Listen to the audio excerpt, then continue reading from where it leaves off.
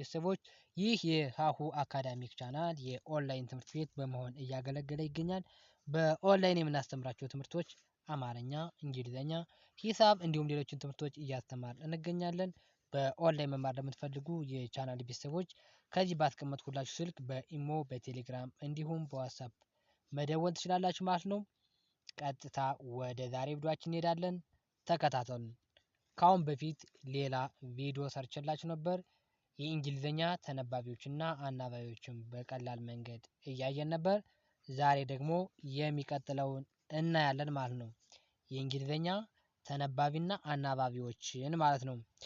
ውድ የቻናል ቤተሰቦች ለቻናሉ አዲስ የሆናችሁ ቪዲዮውን ሳብስክራይብ አርጉ። ቀጥታ ወደ ዛሬው ቪዲዮ እንሄዳለን። ተከታተሉ።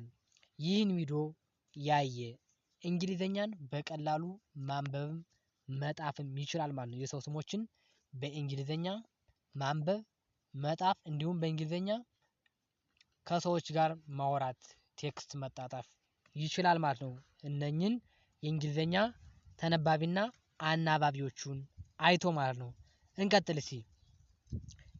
እሺ የቪዲዮአችን ርዕስ የሚሆነው የእንግሊዘኛ ተነባቢዎች እና አናባቢዎችን በቀላል መንገድ ማጥናት የሚል ይሆናል ማለት ነው። እሺ ለምሳሌ ይሄ ቀ ነው አይደለ?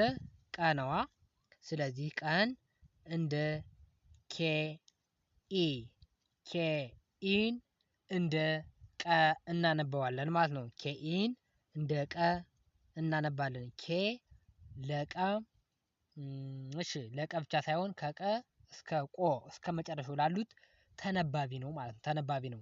ኬ ተነባቢ ሲሆን አናባቢዎች ደግሞ ለአንደኛ፣ ለሁለተኛ፣ ለሶስተኛ፣ ለአራት፣ ለአምስትም፣ ለስድስትም የተለያዩ ናቸው ማለት ነው። ከአንደኛውና ከአምስተኛው በስተቀር ለአንደኛውና ለአምስተኛው ኢ ነው የሚያገለግል እንደ አናባቢ ሆኖ ብለናል። ስለዚህ ኬ ተነባቢ ከሆነ ሌሎች አናባቢ ናቸው ማለት ነው። ስለዚህ ኬኢን እንደ ቀ እናነባለን ማለት ነው። እንደ ቀ እናነባለን።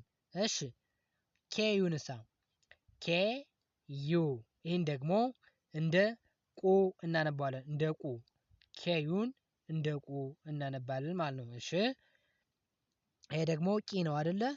ኬ አይ ኬ አይ ኬ አይን እንደ ቂ እናነባለን ማለት ነው። አይ ለሶስተኛ ፊደሎች አናባቢ ሆና ስለምታገለግል ማለት ነው። ስለዚህ ቂ ብለን እናነበዋለን ማለት ነው። እሺ ይሄን ቂ ብለን ካነበብን ይሄ ደግሞ ቃ ተብሎ ነው የሚነበበው። ኬኤ እንደ ቃ ይነበባል። ምክንያቱም ኤ ለአራተኛ ፊደሎች አናባቢ ነች ብለናል። ስለዚህ ኬ ኤ እንደ ካ ወይም እንደ ቃ ይነበባል። ምክንያቱም ኬ በሌላ አባባል ደግሞ ለከ ዘር ደግሞ ከከ እስተ ኮ ላሉት ደግሞ በተመሳሳይ ያገለግላል ነው። ስለዚህ ኬኤን እንደ ቃ እናነበዋለን። ይህ ደግሞ የአምስተኛ ፊደል ነው። ኬ ኢ ነው። ኬ ኢ ደግሞ እንደ ቄ እናነበዋለን። እንደ ቄ ኬኢን እንደ ቄ እናነበዋለን ማለት እንደ ቄ እናነበዋለን። እሺ ይህን ካልን ይህ ደግሞ ቅ ነው አይደለም? ይሄ ስድስተኛ ፊደል ስለሆነ ብቻውን ነው። ምንም አናባቢ የለውም። ኬ ብቻውን ከመጣ ቅ ብለን ነው የምናነበው ነው። ቅ ብለን ነው የምናነበው። ብቻውን ከመጣ ቅ ነው ማለት ነው። እሺ ይሄ ደግሞ የሰባተኛ ፊደል ነው አይደለ? ኬ ኦ ኬ ኦ ይሄ ደግሞ እንደ ቆ ይነበባል ማለት ነው። ምክንያቱም ኬ ለቀ ዝርያቶች በሙሉ ከመጀመሪያ እስከ መጨረሻው ተነባቢ ነው ብለናል። ኦ ደግሞ ለሰባተኛ ፊደሎች አናባቢ ነው ማለት። ስለዚህ ኬኦን እንደ ቆ እናነበዋለን ማለት ነው። ኬኦን እንደ ቆ እናነባለን ማለት ነው። እሺ ወደሚቀጥለው ስንሄድ ይሄ ደግሞ ቢኢ ነው አይደለ? ስለዚህ እነኚህ የመጀመሪያ ፊደሎች ሙሉዎችን ስናይ ቢ ነው አይደለ? ቢ ስለዚህ ለበ ከበ እስከ ቦ ላሉት ተነባቢ ነው ማለት ነው። ተነባቢ ነው ማለት ነው። ቢ ከበ እስከ ቦ ላሉት ተነባቢ ሲሆን አናባቢዎችን ደግሞ በዛው በጎን በጎን እናያለን። ስለዚህ ቢኢን እንደ በ እናነበዋለን። ቢኢን እንደ በ እናነባዋለን። እሺ ቡ ደግሞ ቢ ዩ ነው። ቢ ዩ ይሄ ደግሞ እንደ ቡ ይነበባል። ቢ ዩ ቢ ዩ ይሄ እንደ ቡ ይነበባል ማለት ነው። ቢዩን እንደ ቡ ካነበብን ይሄ ደግሞ ቢ ነው አይደለ? የሶስተኛ ፊደል። ስለዚህ አይ ለሶስተኛ ፊደል አናባቢ ነች ብለናል። ስለዚህ ቢ አይን እንደ ቢ እናነባለን ማለት ነው። ቢ አይን እንደ ቢ እናነባታለን። እሺ ቢ አይን እንደ ቢ ካነበብን ይሄ ደግሞ ባ ነው አይደለ? ቢ ኤ ቢ ኤ ቢኤን እንደ ባ እናነባዋለን ማለት ነው። ቢኤን እንደ ባ እናነባለን። ይሄ ደግሞ አምስተኛ ፊደል ነው። ኢ ነች አናባቢዋ። ተነባቢው ደግሞ ቢ ነው ማለት ነው። ቢኢን እንደ ቤ እናነባዋለን ማለት ነው። ቢኢን እንደ ቤ እናነባለን። ይሄ ደግሞ ብ ነው። ብ ማለት ስድስተኛ ፊደል ነው። ያለ አናባቢ ይመጣል ማለት ነው። ብቻውም ተነባቢ ብቻ ይመጣል። ተነባቢ ብቻ። ስለዚህ ቢ ብቻውን ከመጣ እንደ ብ እናነባዋለን ማለት ነው። እንደ ብ እናነባዋለን። ይሄ ደግሞ ቦ ነው አይደለ? ቦ የሰባተኛ ፊደል ነው። ስለዚህ ለሰባተኛ ፊደል ደግሞ አናባቢው ኦ ነው ብለናል። ስለዚህ ቢ ኦ ቢ ኦ ከመጣ ቦ ብለን እናነባለን ማለት ነው። ቦ ብለን እናነባለን። እሺ ይህን ካየን ወደ ቨ ደግሞ እንሂድ። ወደ ቨ ይሄ ቪኢ ነው አይደለ? እሺ ቪ ለቨ ከቨ እስከ ቮ ላሉት እንደ ተነባቢ ሆኖ ያገለግላል። እሺ አናባቢዎች ደግሞ እንደተለመደው ማለት ነው።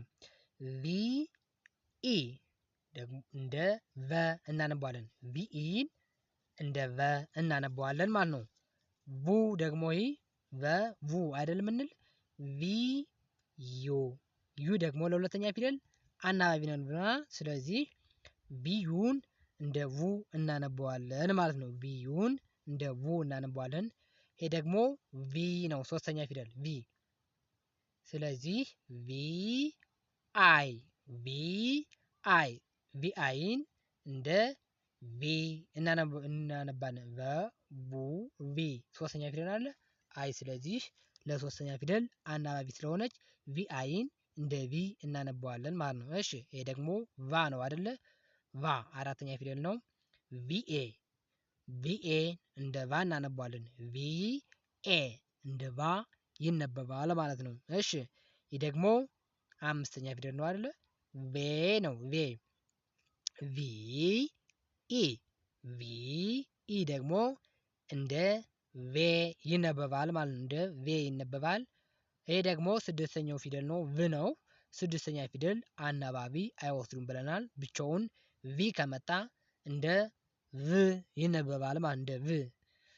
እሺ ይሄ መጨረሻው ደግሞ ቮ ነው። ቮ ሰባተኛ ፊደል ነው።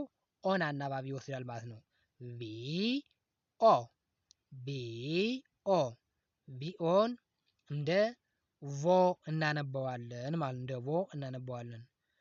እሺ ይህን ካየን ይህን እንደ ቮ ካነበብን ወደ ተ እንሄዳለን። ይሄ ተ ፊደል ነው። የተ ተነባቢው ቲ ነው። የተ ተነባቢው ቲ ሲሆን ከተ እስከ ቶ ማለት ነው። እስከ መጨረሻው ቲ ተነባቢ ሲሆን አናባቢዎችም ተመሳሳይ እንደ ሌሎች ተመሳሳይ ነው ማለት ነው። ለመጀመሪያው ከመጀመሪያው እስከ መጨረሻው ማለት ነው። ከአንደኛ እስከ ሰባተኛ ከሌሎች ጋር ተመሳሳይ ነው። ስለዚህ ቲ ኢ ቲኢን እንደ ተ እናነባዋለን ማለት ቲኢን እንደ ተ እናነባለን። ይሄ ደግሞ ቱ ነው አይደለ?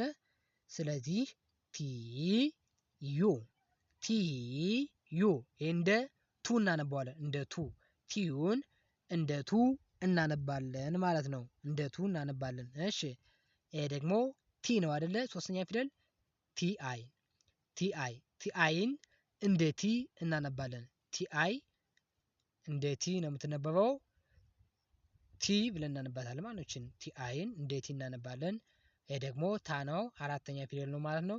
ቲ ኤ ቲ ኤ ይሄ እንደ ታ ይነበባል ማለት ነው። እንደ ታ ይነበባል ማለት ነው። እሺ ኤዝ ይሄ ደግሞ ቴ ነው አይደለም? ቴ ነው ይሄ ቴ ስለሆነ አምስተኛ ፊደል ነው። ቲ ኢ አናባቢ ኢን ይወስዳል ማለት ነው። ቲ ኢ ቴ ተብሎ ይነበባል። ቴ ተብሎ ይነበባል ማለት ነው። ይሄ ደግሞ ት ነው አይደለ? ት ብቻውን ያለ አናባቢ ቲ ብቻውን ማለት ነው። ቲ ብቻውን ይመጣል። ይሄ ደግሞ ቶ ነው አይደለ? ቶ ነው። ቶ ደግሞ ቲኦ ማለት ነው። ቲኦ ማለት ነው። ለሰባተኛ ፊደል ስለሆነ ቶ ተብሎ ይነበባል። ቲኦን እንደ ቶ እናነበዋለን ማለት ነው። ውድ የቻናል ቤተሰቦች የዛሬ ቪዲዮአችን ይህን ይመስል ነበር ማለት ነው። እንደሚጠቅማችሁ በጣም እርግጠኛ ነኝ። እስከመጨረሻው ተከታትላችሁ ከሆነ ማለት ነው። ቪዲዮውን ሳብስክራይብ ያላደረጋችሁ ሳብስክራይብ አድርጉ። ለቪዲዮ ደግሞ ሀሳብ አስተያየት ካላችሁ ኮሜንት ላይ ያስቀምጡልኝ። በኦንላይን መማር ለምትፈልጉ የቻናል ቤተሰቦች ደግሞ ከዚህ ባስቀመጥኩላችሁ ስልክ በኢሞ በቴሌግራም እንዲሁም በዋትስአፕ መደወል ትችላላችሁ ማለት ነው። በኦንላይን የምናስተምራቸው ትምህርቶች አማርኛ፣ እንግሊዝኛ፣ ሂሳብ እንዲሁም ሌሎችን ትምህርቶች እያስተማር እንገኛለን። በሌላ በአዲስ ቪዲዮ እስክንገናኝ ድረስ መልካም ጊዜ ይሁንላችሁ። ሰላም